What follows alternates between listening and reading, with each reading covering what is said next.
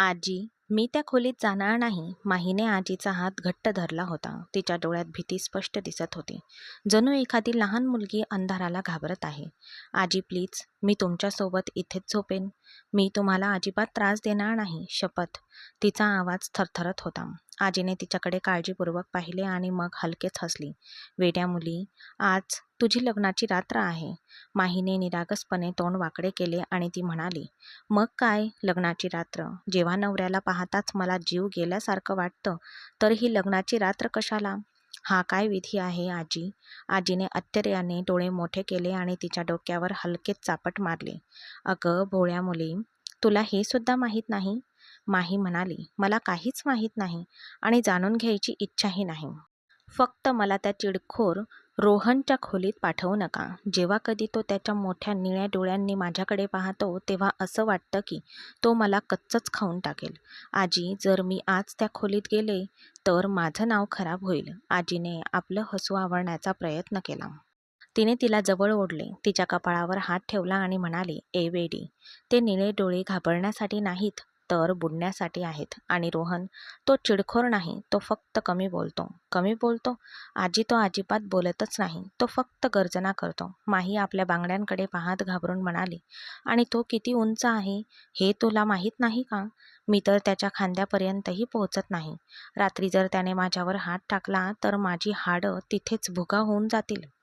आजी हसली आणि माहीला खोलीच्या दारापर्यंत घेऊन गेली. चल, आता जास्त नाटकं करू नकोस. बघ, आज शगुनाची रात्र आहे. असं रिकाम्या हाताने परत जात नाही. माही त्या जड सागवानी दारासमोर उभी राहिली. तिचे पाय जमिनीवरून हालायलाच तयार नव्हते. आजीने तिला खोलीत ढकलले आणि हसत निघून गेली. माहीने थरथरत्या हातांनी दार उघडले. खोलीत मंद प्रकाश होता. रोहन खिडकीजवळ उभा राहून बाहेर पाहत होता. त्याने कोट काढला होता आणि त्याच्या पांढऱ्या शर्टच्या बाह्या दुमडलेल्या होत्या. माहीची नजर त्याच्या रुंद पाठीवर पडली आणि तिच्या मनात पुन्हा तोच विचार आला. माही, तुझं काम झालं? आज खरंच रामाचं नाव खरं आहे. रोहन मागे वळला. त्याचे गडद निळे डोळे थेट माहीच्या डोळ्यात रोखून पाहत होते. माहीने एकदम आपली नजर खाली झुकवली. तिथे दारावर पहारा देण्याचा तुझा विचार आहे का? रोहनचा जड आवाज खोलीत घुमला, ज्यामुळे माहीला हसू आले. नाही नाही, मी पलंगापर्यंत जाण्याचा मार्ग शोधत होते. क्षणभर रोहनच्या चेहऱ्यावर एक मंद स्मित उमटले. तो हळूच तिच्या दिशेने सरकला. माही मागे सरकू लागली, पण तिची पाठ भिंतीला आदळली. रोहन तिच्या अगदी जवळ थांबला. माहीने डोळे घट्ट मिटून घेतले. मला काहीतरी सांगायचं आहे. रोहन खाली वाकून तिच्या कानाजवळ कुजबुजला. मी खरंच तुला खाणाऱ्या नरभक्षासारखा दिसतो का? माहीने एक डोळा उघडून त्याच्याकडे पाहिले. रोहनच्या चेहऱ्यावर तो रागीट भाव नव्हता. उलट त्याच्या डोळ्यात एक विचित्र खोडसाळपणा होता. पण माहीची भीती कमी झाली नाही. मला एकटं सोडा.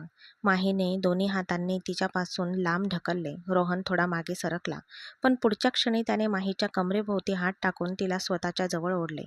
माहीला त्याचा गरम श्वास जाणवू लागला आणि ती पाण्याबाहेर काढलेल्या माशासारखी जोरजोरात तडफडायला लागली. रोहनने तिला आपल्या बाहुपाशांमध्ये उचलून घेतले आणि पलंगावर बसवले. माहीचा संतापणावर झाला आणि ती म्हणाली, हा कसला उद्धटपणा? मी तुम्हाला मला स्पर्श करू नका असे सांगितले आहे, तरीही तुम्ही मर्यादा ओलांडत आहात का? तुला माझा स्पर्श आवडत नाही का? रोहनने किंचित कठोर स्वरात विचारले. नाही, मला तुमच्या स्पर्शाची किळस येते. हे लग्न माझी निवड नाही, ही एक सक्ती आहे. माहीच्या कडक शब्दांनी रोहनला खूप राग आला. मग तू या खोलीत का आली आहेस? रोहनने पलंगावरची उशी घट्ट पकडत विचारले. माही रडत म्हणाली, मला यायचं नव्हतंच, पण तुमच्या आजीने मला इथे जबरदस्तीने आणलं. पण याचा अर्थ असा नाही की तू माझ्यावर मालकी हक्क सांगू शकतोस. मी तुझी मालमत्ता नाही. माहीच्या शब्दांनी रोहनचं हृदय पिळवटून गेलं. तो बाल्कनीचा कठडा धरून शांतपणे उभा राहिला आणि त्या अंधाऱ्या रात्रीचा विचार करू लागला, जिथे या सगळ्याची सुरुवात झाली होती. हो, ते शहराच्या एक निर्मनुष्य रस्त्यावर ती 19 वर्षाची मुलगी हरिणीसारखी धावत होती. तिचे लांब सोनेरी केस वाऱ्यात डोलत होते आणि तिच्या डोळ्यात भीती होती. तेवढ्यात वळणावर उभ्या असलेल्या एका धिप्पाड माणसाला ती धडकली. रोहनने तिला पकडताच त्याची नजर तिच्या त्या निरागस चेहऱ्यावर खेळली. मला वाचवा, प्लीज. हुंदक्यांमध्ये तिचा आवाज हरवून गेला. तेवढ्यात तिथे 5 गुंड आले. ए पोरा, जास्त शूरपणा दाखवू नकोस. या मुलीला आमच्या हवाली कर, नाही तर. रोहनच्या चेहऱ्यावर एक वेगळाच भाव उमटला. त्याच्या चेहऱ्यावर एक थंड हास्य उमटले. मग न वळताच त्याला आपल्या दंडावर त्या मुलीच्या भीतीने घट्ट होणारा हात जाणवला. पुढे जे घडले ते विजेच्या वेगासारखे होते. 2 मिनिटाच्या आत ते 5ही गुंड धुळीत मिळाले. रोहनने आपला शर्ट सरळ केला आणि त्या मुलीकडे वळला. घरातून बाहेर पडताना, "तू अक्कल काही गहाण ठेवून निघाली होतीस का? यावेळी एकटीने बाहेर जायची काय गरज होती? तुझ्यासारख्या मुलीच या लांडग्यांना संधी देतात आणि मग रडतात." त्याच्या ओरडण्याने ती मुलगी आणखी घाबरली. रोहनचे शब्द द्रवले, पण त्याचे शब्द, त्याचा स्वर अजूनच कठोर झाला. "हे मगरीचे अश्रू ढाळणे बंद कर. चल, गाडीत बस, मी तुला घरी सोडतो." रात्री 11 वाजता जेव्हा रोहन आपल्या हवेलीत पोहोचला, तेव्हा त्याला वाटले की सगळे झोपले आहेत. तो हळूच पावले टाकत जिना चढत होता. तेव्हा अचानक हॉलमधील दिवा लागला. "थांबा, मिस्टर रोहन राठोड." त्याच्या आजोबांचा दरारायुक्त आवाज घुमला. "मी तुम्हाला 7 वाजता घरी या असे सांगितले होते आणि आता 11 वाजले आहेत. कुठे होतात तुम्ही?" रोहन गप्प राहिला. त्या मुलीबद्दल बोलून त्याला संभाषण लांबवायचे नव्हते. आजोबांनी आपली काठी जमिनीवर आपटली आणि म्हणाले, "ठीक आहे. तुझी शिक्षा ही आहे की या बाबतीत आता तुझ्या संमतीची गरज नाही. निर्णय झाला आहे तुझ्या लग्नाबद्दल." रोहनचे पाय घसरले. "पण आजोबा, बस झालं. निर्णय झाला आहे." त्याचे आजोबा मागे न पाहता आपल्या खोलीकडे निघाले. रोहन रागाने पाय आपटत आपल्या खोलीत गेला आणि त्याने दार जोरात बंद केले. त्याला हे माहीत नव्हतं की ज्या मुलीला त्याने रस्त्यावर वाचवलं होतं, ती त्याची सक्तीची वधू म्हणून येणार होती. रोहन खिडकीजवळ उभा होता, पण आठवडाभरापूर्वीचा तो प्रसंग त्याच्या डोळ्यासमोर तरळून गेला, जेव्हा तो आपल्या आजोबांसोबत माहीच्या घरी प्रस्ताव घेऊन गेला होता. जेव्हा आजोबा मानसिंग राठोड त्याला सुरेशजींच्या घरी घेऊन गेले, तेव्हा रोहनचा चेहरा फिका पडला होता. रस्त्यावर वाचवलेली ती मुलगी माही आहे हे त्याला माहीत नव्हते. जेव्हा माही चहा घेऊन दिवाणखान्यात आली, तेव्हा त्याची नजरानजर झाली.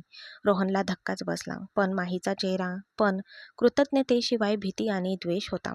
आजोबांनी त्यांना एकांतात बोलायला गच्चीवर पाठवले. माहीने संधी साधली आणि हल्ला चढवला. "ऐका, तुम्ही हे लग्न नाकारायला हवं. माझ्यात खूप दोष आहेत. मला स्वयंपाक करता येत नाही. मला उशिरापर्यंत झोपायची सवय आहे आणि मी खूपच उद्धट आहे." रोहनने तिला नाकारावं म्हणून माहीने तिच्यात नसलेल्या सगळ्या गोष्टी बोलून टाकल्या. रोहन तिच्याकडे शांतपणे पाहत राहिला. त्याच्या डोळ्यात एक विचित्र चमक आली आणि त्याने मान खाली घातली. तो जाऊन त्याच्या आजोबांना म्हणाला, "मुलगी मला आवडली आहे." माहीच्या काळजात धस्स झाले. तिला वाटलं की तिचं ऐकण्याऐवजी हा माणूस आपल्या मतावर ठाम राहिला. घरी लग्नाची तयारी सुरू झाली होती. माहीचे वडील सुरेश आणि आई सुनीता खूप आनंदी होते. पण माहीला आतून घुसमट होत होती. ती तिची धाकटी बहीण पूर्वी समोर रडू लागली. "दीदी, जीजू खूप चांगले आहेत. ते फक्त थोडे कडक दिसतात, पण मनाने वाईट नाहीत." पूर्वी तिला समजावण्याचा प्रयत्न करत म्हणाली, "मग तोच त्या चिडखोर माणसाशी लग्न का नाही करत?" माही उद्गारली, "माझे आई वडील माझे शत्रू आहेत." हा विचार करून तिला रडू येत होते. "त्याच्या तत्वांपुढे माझ्या इच्छांना काहीच किंमत नाही. ते मला त्यांच्या डोक्यावरचं ओझं समजतात आणि कोणीही अनोळखी व्यक्तीसोबत माझं लग्न लावून देऊ इच्छितात." माहीने मान लपवली आणि रडू लागली. पूर्वीने तिच्या खांद्यावर हात ठेवला. "दीदी, तू चुकीचा विचार करत आहेस. बघ, एक दिवस तुला तुझ्या या विचारांबद्दल आईवडिलांची माफी मागावीशी वाटेल. ते कधीही होणार नाही पूर्वी." माही आपले अश्रू पुसत म्हणाली. ती स्वतःशीच पुटपुटली, "कारण लवकरच मी त्या चिडखोर माणसाला घटस्फोट देईन, स्वतःला मुक्त करेन आणि मग कोणीही माझं काहीही करू शकणार नाही." रोहन सिंग राठोड, "तुला वाटतं का की मला मिळवून तू जिंकलास? नाही, मी तुला इतका त्रास देईन की तू स्वतःच्या हातांनी मला घटस्फोट देशील." "दीदी, काळजी करू नकोस. जे काही होईल ते चांगलंच होईल." पूर्वीने माहीच्या खांद्यावर हात ठेवला आणि माही तिच्या वाईट विचारांमधून बाहेर आली आणि तिने तिचे कपडे काढले आणि आंघोळ करायला बाथरूममध्ये गेली. शॉवरखाली उभी असताना माहीचे अश्रू पाण्यासोबत वाहत होते. दीपकच्या आठवणींनी तिचे मन भरून गेले. दीपक आणि माही कॉलेजमध्ये भेटले होते. ज्या दिवशी दीपक म्हणाला होता, "माही, मी आज तुझ्या घरी बाबांकडे तुझा हात मागायला येतोय." दीपक खूप उत्साहात होता. तो आपल्या बाईकवरून सुसाट निघाला आणि माहीच्या घराच्या दिशेने निघाला. माही घरी हसत होती. तिने अजून कोणालाच काहीच सांगितले नव्हते, कारण ती आधीच दीपकची वाट पाहत होती की दीपक घरी येईल आणि तिचा हात तिच्या बाबांकडे मागेल. तेवढ्यात एक फोन आला तिच्या मैत्रिणीचा. ती हॉस्पिटलमध्ये पोहोचेपर्यंत खूपच उशीर झाला होता. दीपकच्या चिंतेसोबत माहीची सगळी स्वप्ने आणि इच्छा जळून खाक झाल्या होत्या. त्या दिवसापासून माहीसाठी प्रेम या शब्दाचा अर्थच संपला होता. माहीने शॉवर बंद केला आणि तिने वॉशरूमचा दरवाजा उघडताच पूर्वी दुधाचे 2 ग्लास घेऊन तिच्यासोबत उभी होती. घरात पाहुण्यांची गर्दी असल्यामुळे पूर्वीसुद्धा आज माहीसोबतच झोपणार होती. "हे घे दीदी, दूध पी आणि झोप. उद्याचा दिवस खूप महत्त्वाचा आहे," पूर्वी हसत म्हणाली. माहीने दुधाचा ग्लास हातात घेतला आणि तिची नजर कोपऱ्यात ठेवलेल्या लाल साडीवर पडली. ती साडी तिच्यासाठी लग्नाचा पोशाख नव्हती, तर ते तिच्या स्वातंत्र्याला झाकणारे एक कफन होते. लग्न पार पडले आणि माहीला सोडून बाकी सर्वजण खूप आनंदी होते. माही त्यांची सून झाल्याने रोहनचे आजी-आजोबा खूपच खुश होते. रोहनच्या आजीला भेटून माहीलाही आनंद झाला होता. जणू काही ती आपल्या दिवंगत आजीला पुन्हा पाहत आहे असे तिला वाटले. बाल्कनीचे रेलिंग धरून रोहनने एक दीर्घ श्वास घेतला. तो मागे वळला आणि पलंगावर वळून बसलेल्या माहीकडे पाहिले. "माही, तुझ्यासोबत माझीही मजबुरी होती," रोहन हळू पण गंभीर आवाजात म्हणाला. "पण तुझ्या द्वेषाने आज हे स्पष्ट केले आहे की या खोलीच्या भिंती आपल्यामध्ये नेहमीच राहतील. जर तुला वाटत असेल की मी माझा तुझ्यावर हक्क मानतो, तर तू चुकीची आहेस. जा, झोप. मी सोफ्यावर झोपतो." त्याला जाताना पाहून माहीला खूप आश्चर्य वाटले. तिला वाटले होते की रोहन तिच्यावर ओरडेल, पण त्याचे मौन तिच्या भीतीपेक्षाही जड होते. लग्नाच्या दुसऱ्या दिवशी घरात विधींची लगबग सुरू होती. जड लेहेंगा आणि दागिने घातलेली माही स्वतःला कसंबसं सावरत होती. तिच्या चेहऱ्यावर स्मित हास्य होते, पण तिच्या डोळ्यात दीपकच्या आठवणींचे ओझे होते. रोहन संपूर्ण वेळ शांतच होता, पण त्याचे निळे डोळे सतत माहीचा पाठलाग करत होते. संध्याकाळी जेव्हा सर्वजण हॉलमध्ये बसले होते, तेव्हा आजोबांनी हसत हसत आपल्या खिशातून एक पाकीट बाहेर काढले आणि "रोहन, माही, इकडे या मुलांनो." आजोबांनी अधिकारवाणीने पण प्रेमाने हाक मारली. रोहन आणि माही जाऊन जवळ उभे राहिले. आजीने माहीच्या डोक्यावर हात ठेवला आणि खोडकरपणे म्हणाल्या, "बघ वेडी, तू या चिडखोर मुलाला घाबरत होतीस, पण आम्ही तुमच्या दोघांसाठी काहीतरी खास सरप्राईज प्लॅन केले आहे." आजोबांनी ते पाकीट रोहनच्या दिशेने पुढे केले. त्याने ते उघडताच त्याच्या चेहऱ्यावर आश्चर्याचे भाव आले. "हे काय आहे आजोबा?" रोहनने विचारले. "तुमचे हनीमून तिकीट्स. उद्या सकाळी स्वित्झर्लंडला जाणारी फ्लाईट आहे," आजोबा अभिमानाने म्हणाले. माहीच्या कानात जणू गरम तेल ओतले गेले. स्वित्झर्लंड? कॉलेजच्या कॅन्टीनमध्ये बसून तिने आणि दीपकने पाहिलेले स्वप्न. तिचा चेहरा फिका पडला. तिला नकार द्यावासा वाटत होता. "मी या माणसासोबत कुठेही जाणार नाही," असे ओरडावेसे वाटत होते. पण मग तिची नजर तिचे वडील सुरेश यांच्यावर पडली. त्यांच्या चेहऱ्यावरचा तो तेज आणि शांती पाहून माहीचे शब्द घशातच अडकले. तिच्या संगोपनाच्या बेड्या पाय पुन्हा आखडले. दुसऱ्या दिवशी सकाळी माही जड अंतकरणाने विमानतळासाठी तयार झाली. संपूर्ण रस्त्यात तिने रोहनकडे एक नजरही टाकली नाही. तिची नजर गाडीच्या खिडकीबाहेर पसरलेल्या झाडावर खिळलेली होती. रोहन आपल्याकडे बघत आहे हे तिला जाणवत होते, पण जणू काही तिने शपथच घेतली होती की ती त्याला आपल्या आयुष्याचा भाग म्हणून कधीही स्वीकारणार नाही. पहिल्या भेटीपासूनच माहीच्या प्रेमात पडलेल्या रोहनला तिचे हे वागणे सहन होत नव्हते. त्याला तिला स्पर्श करायचा होता, तिच्याशी बोलायचं होतं, पण माहीच्या मौनामुळे तो दगडासारखा गोठून जात होता. जेव्हा ते स्वित्झर्लंडमध्ये आलिशान हॉटेलमध्ये पोहोचले, तेव्हा बाहेर बर्फवृष्टी होत होती. दृश्य सुंदर होते, पण माहीचे हृदय जळत होते. रिसेप्शनला पोहोचताच माहीने रोहनचा हात झटकला आणि मॅनेजरला म्हणाली, "ऐका, आम्हाला 2 वेगळ्या खोल्या हव्या आहेत. तुम्ही त्यांची लगेच व्यवस्था करू शकाल का?" मॅनेजरने धक्का बसल्यासारखं शांत उभ्या असलेल्या रोहनकडे पाहिलं. थोडा वेळ कम्प्युटरवर तपासल्यावर मॅनेजरने हात जोडले. "मला माफ करा मॅडम, गर्दीचा हंगाम आणि बर्फवृष्टीमुळे संपूर्ण हॉटेल बुक झाले आहे. फक्त सरांनी बुक केलेला स्वीट रिकामा आहे. तुम्हाला सध्या संपूर्ण शहरात दुसरी खोली मिळणार नाही." मॅनेजरचे शब्द ऐकून माहीला राग आला. तिला प्रचंड राग येत होता. दात ओठ खात तिने रोहनकडे पाहिले. "हा सगळा तुझाच डाव आहे, नाही का? जेणेकरून तू माझ्यावर तुझा हक्क गाजवू शकशील." माही रागाने कुजबुजली. रोहनने आपल्या गडद निळ्या डोळ्यांनी तिला वरपासून खालपर्यंत निहाळले. त्याचा चेहरा कठोर झाला. त्याने आपली बॅग उचलली आणि मॅनेजरकडून चाव्या घेत म्हणाला, "नाही, तुला मिळवण्यासाठी मला अशा हलकट युक्त्या वापरण्याची गरज नाही. तुला वाटतं मी तुझ्यासाठी वेडा आहे. हा तुझा गैरसमज झाला आहे." तो लिफ्टच्या दिशेने घाईघाईने निघाला. माहीने हताशपणे पाय आपटले. तिला त्याच खोलीत जायचं होतं, पण तिला कल्पनाही नव्हती की त्या बंद खोलीत तिच्या आठवणींची आणि रोहनच्या संयमाची सर्वात मोठी परीक्षा होणार होती. खोलीत शिरल्याबरोबर माही किंचाळणारच होती. संपूर्ण खोली लाल गुलाबांच्या पाकळ्या आणि मेणबत्तीने सजलेली होती. पलंगावर फुलांनी हृदय बनवले होते. आजीकडून हे एक खास सरप्राईज होते. ती सजावट पाहताच माहीला दीपकची आठवण झाली. ती खोलीच्या मध्यभागी उभी राहिली आणि जोरजोरात रडू लागली. बंद, सगळं बंद करा. मला ही सजावट नको, मला हे नातं नको. ती वेड्यासारखी पलंगावरून फुलं काढू लागली. रोहनने तिचा हात धरून तिला थांबवलं. थांब माही, मी तुझं काय वाईट केलंय? तू माझा इतका तिरस्कार का करतेस? माहीने त्याला दूर ढकलले आणि ओरडली.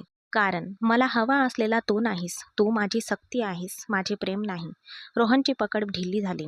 पहिल्यांदाच त्याला जाणवलं की माहीच्या द्वेषामागे एक खोल रहस्य दडलेलं आहे. माही जमिनीवर बसली आणि हुंदके देत ती आपल्या मनातील सर्व दुःख ओकू लागली. तिने त्याला सांगितले की दीपकच तिचं सर्वस्व होतं.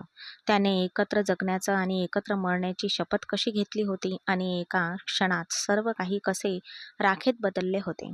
रोहन, मी माझा आत्मा दीपकला दिला आहे. तुम्ही या शरीरावर जबरदस्तीने हक्क सांगू शकता, पण प्रत्येक ठोक्याबरोबर दीपकचे नाव घेणाऱ्या या हृदयाचे मी काय करू? माही हुंदके देत म्हणाली. रोहन हळूच तिच्या जवळ गेला आणि तिच्या निळ्या डोळ्यात पाहत गुडघे टेकून बसला. तो राग नव्हता, तर एक अथांग करुणा होती. तो अगदी शांत आवाजात म्हणाला, बघ माही, मला तुझ्या भूतकाळाची पर्वा नाही. प्रत्येकाच्या आयुष्यात कोणीतरी असतंच. तू जशी आहेस तशी मला आवडतेस. मी तुझ्या आत्म्यावर प्रेम केलं, तुझ्या दिसण्यावर नाही. माहीने लाल डोळ्यांनी त्याच्याकडे पाहिले आणि कडकपणे म्हणाली, पण मी तुझ्यावर कधीच प्रेम करू शकणार नाही. तुझी काळजी, तुझा स्पर्श, तुझं अस्तित्व मला वेदना देतं. जर तुला खरंच मला आनंदी पाहायचं आहे, मग मला या नात्यातून मुक्त कर. म्हणजे मी याचा काय अर्थ घेऊ? रोहनने हळू आवाजात विचारले. माहीने त्याच्या डोळ्यात पाहिले आणि तिच्या आयुष्यातील सर्वात मोठा निर्णय जाहीर केला. घटस्फोट. मला तुझ्यापासून घटस्फोट हवा आहे. तो शब्द रोहनच्या कानात बॉम्बसारखा फुटला. घटस्फोट. खोलीतील मेणबत्त्यांचा प्रकाश आता त्याला टोचू लागला होता. बाहेर बर्फ पडत होता, पण खोलीच्या आत माहीच्या शब्दांनी आग पेटवली होती. रोहन क्षणभर स्तुन्न झाला. तो हसला, पण त्या हास्यात वेदना होती. मला लग्न करायचंच नव्हतं ग. जेव्हा आजोबा मला तुझ्या घरी घेऊन आले, तेव्हा मी विचार केला होता की मी हे नातं सरळ नाकारेल. पण जेव्हा मी तुला पाहिलं, का माहीत नाही, पण माझ्या हृदयातून एक आवाज आला की ज्याला हे हृदय इतकी वर्ष शोधत होतं, ती तूच आहेस. पण आता असं वाटतंय की जणू मी माझ्याच हृदयात सुरा खुपसला आहे. त्याच्या डोळ्यातून अश्रू ओघळले. त्याने पटकन ते पुसले आणि तो म्हणाला, पण तू काळजी करू नकोस. मी तुला कोणताही त्रास देणार नाही आणि तुला जे हवं आहे ते तुला नक्कीच मिळेल. रोहनचे शब्द खोलीच्या भिंतींमधून घुमले. तो मागे न वळता निघून गेला. जणू काही त्या बंद खोलीतील हवेत त्याचा श्वास गुदमरत होता. माही स्तब्ध उभी राहिली. रोहन इतक्या सहज हार मानेल याची तिने कधी कल्पनाही केली नव्हती. संध्याकाळ झाली होती. बाहेर बर्फवृष्टीचा जोर वाढत होता. चिंतेने हृदयाची धडधड वाढत असताना माही संध्याकाळी सारखी घड्याळाकडे पाहत होती. दार उघडल्याबरोबर रोहन आत आला. त्याचा चेहरा थकलेला होता. केस विस्कटलेले होते आणि डोळ्यात एक विचित्र पोकळी होती. माही खुर्चीवरून उठली आणि हळू आवाजात विचारले, दिवसभर कुठे होतास? मला काळजी वाटत होती. रोहनने तिच्याकडे पाहिले नाही. त्याने टेबलावरच्या जगमधून ग्लासात पाणी ओतले आणि म्हणाला, तुम्ही माझी काळजी करू नका. मी ठीक आहे. त्याच्या तू वरून तुम्ही या शब्दाने माहीला बाणासारखा घायाळ केले. पाणी प्यायल्यानंतर तो थेट सोफ्यावर आडवा झाला. कपडे बदल. माही पुढे काही बोलण्याआधीच रोहनने आपला तळ हात दाखवून तिला शांत राहण्याचा इशारा केला. त्याने आपला मजबूत हात कपाळावर ठेवला आणि डोळे मिटले. माहीला कळत नव्हते की तिने माफी मागावी की रागवावे. रोहनचे उद्धट वागणे तिला आतून खात होते. ती पलंगावर आडवी झाली, पण तिला झोप लागत नव्हती. ती कुशी बदलत राहिली आणि सोफ्यावर झोपेचे सोंग करणाऱ्या रोहनकडे पाहत राहिली. पण त्याच्या कपाळावरील आठ्या त्याची झोप उघड करत होत्या. तो जागाच होता. तेवढ्यातच रोहनच्या भारदस्त आवाजाने शांतता भंग केली. त्याने आपला हात कपाळावर किंचित उंचावला आणि माहीकडे न पाहता म्हणाला, माही. माही एकदम ताडकन उठून बसली. जणू काही ती याच हाकेची वाट पाहत होती. हो, सकाळी तुमचं सामान भरा. आपल्याला उद्या घरी जायचं आहे. माहीचे डोळे मोठे झाले. पण इतक्या लवकर? अजून 4 दिवस बाकी आहेत. आजी आजोबांनी विचारलं तर आपण काय सांगणार? त्यांची काळजी तुम्ही करू नका. मी सगळं सांभाळेल. आणि तसंही आता इथे थांबण्यात काय अर्थ आहे? रोहनच्या शेवटच्या वाक्याने माही निशब्द झाली. त्याला म्हणायचं होतं, जेव्हा नातं संपणारच आहे तेव्हा हनीमूनला काय अर्थ आहे? दुसऱ्या दिवशी सकाळी खोलीत एक विचित्र शांतता पसरली होती. माहीने जड अंतकरणाने चहा बनवला. तिने तो कपात ओतला आणि जशी ती रोहनला दुसरा कप देणार होती, तसा रोहनने हाताच्या इशाराने तिला थांबवले. त्याने किटली उचलली आणि स्वतःसाठी चहा ओतला. माहीचा हात तसाच लटकत राहिला. तिला खूप वाईट वाटले. कालपर्यंत तिला आनंदित करण्यासाठी निमित्त शोधणारा, तिच्या आवडीनिवडींची काळजी घेणारा रोहन आज तिला त्याच्या चहाला हातही लावू देत नव्हता. माहीला वाटले होते की एकदा का तिला तिचे स्वातंत्र्य मिळाले की ती आनंदी होईल. पण रोहनपासूनचे हे अंतर तिला आनंद देण्याऐवजी एक अनोळखी वेदनाच देत होते. तिला काहीतरी बोलायचे होते, माफी मागायची होती, पण रोहनच्या चेहऱ्यावरच्या कठोर हावभावामुळे तिला गप्प राहावे लागले. सामान भरले होते. खोलीतून बाहेर पडताना माहीने त्याच्याकडे शेवटचा एक कटाक्ष टाकला. माही खोलीतून बाहेर पडताना तिने सजावटीवर शेवटची नजर टाकली, जी आता फिकी पडली होती. अगदी त्यांच्या नात्यासारखीच. दुसऱ्या दिवशी सकाळी रोहनने परत येत असल्याची घोषणा केली, तेव्हा त्या हॉटेलच्या खोलीतील कटुता कमी झाली नव्हती. ते दोघेही घरी पोहोचल्यावर हॉलमध्ये बसलेले आजी आजोबा त्यांना पाहून थक्क झाले. मानसिंगजींनी आपला चष्मा सावरत घड्याळाकडे पाहिले आणि मग ते रोहनकडे वळले. रोहन, हे काय? 4 दिवस होण्यापूर्वीच परत आलास? काय झालं? सगळं ठीक आहे ना? आजीने माहीचा उदास चेहरा पाहून त्यांनी घाबरून विचारले. माही लाडो, तुला बरं वाटतंय का? हा चिडखोर माणूस तुला काही म्हणाला का?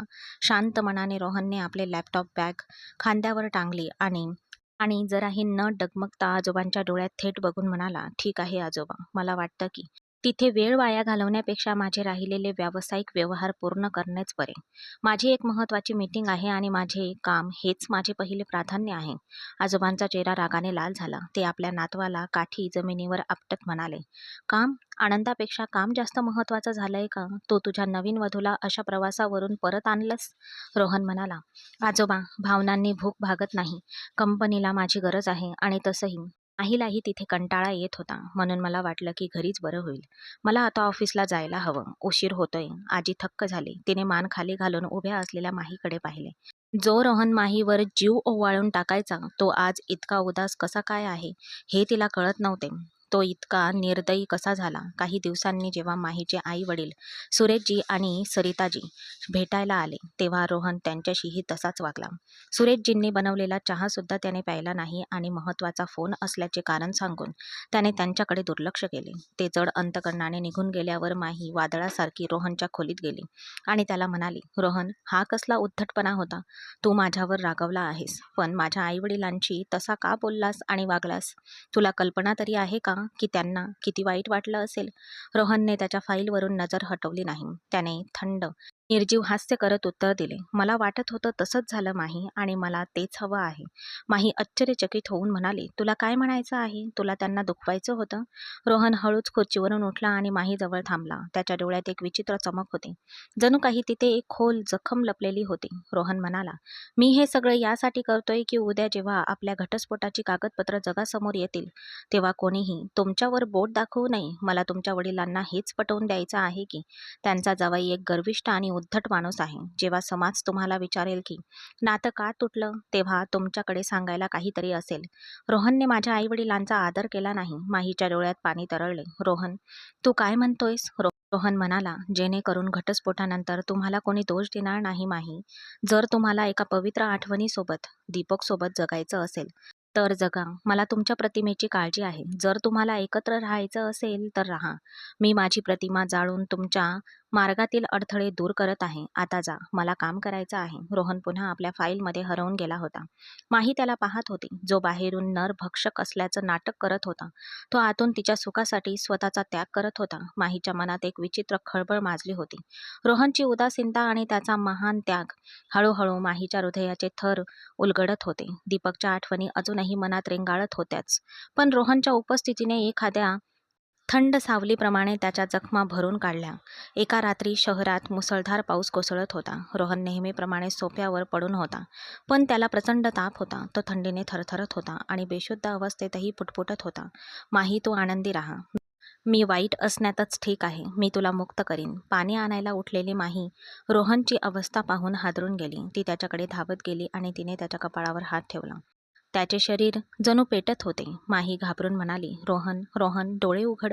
तुला खूप ताप आहे. रोहनने धुसर डोळ्यांनी माहीकडे पाहिले आणि तिचा हात बाजूला करण्याचा प्रयत्न केला. दूर जा, माझ्यापासून दूर राहा माही. तू माझा तिरस्कार करतेस, बरोबर?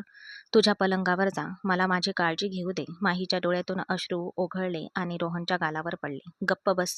पुरं झालं हा तुझा नाटकपणा. माहीने त्याच्या कपाळावर ओल्या पट्ट्या ठेवल्या, त्याला औषधे दिले आणि रात्रभर त्याचे डोके आपल्या मांडीवर ठेवून त्याच्या डोक्याला कुरवाळत राहिली. त्या रात्री माहीला जाणवले की दीपक तिचा भूतकाळ होता, जो तिला रडवायचा, पण रोहन तिचा वर्तमान आहे, जो तिच्यावर स्वतःपेक्षाही जास्त प्रेम करतो. दुसऱ्या दिवशी सकाळी जेव्हा रोहनने डोळे उघडले, तेव्हा त्याने पाहिले की तो पलंगावर आहे आणि माही जवळच्याच एका खुर्चीवर झोपलेली आहे. तिच्या साडीचा पदर रोहनच्या हातात अडकला होता. माही जागी होताच त्यांची नजरानजर झाली. यावेळी माहीने आपली नजर खाली केली नाही. जेव्हा रोहन उठू लागला, तेव्हा माहीने त्याचा हात धरला. रोहन कठोर आवाजात म्हणाला, "हे काय आहे? माही, तू हे का करते आहेस? माझा हात सोड. आज 6 महिने झाले आहेत." आणि मी वचन दिल्याप्रमाणे रोहनने त्याच्या ड्रॉवरमधून एक लिफाफा काढला आणि टेबलावर ठेवला. "हे आहेत आपल्या घटस्फोटाचे कागदपत्र. मी यावर सही केली आहे. आता तू या चिडचिड्या माणसापासून मुक्त झाली आहेस."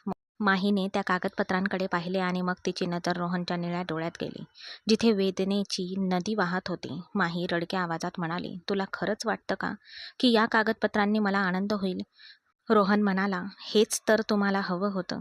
रोहनसोबत तुम्हाला त्याच्या आठवणींच्या जगात जगायचं होतं ना." माही एक पाऊल पुढे आली.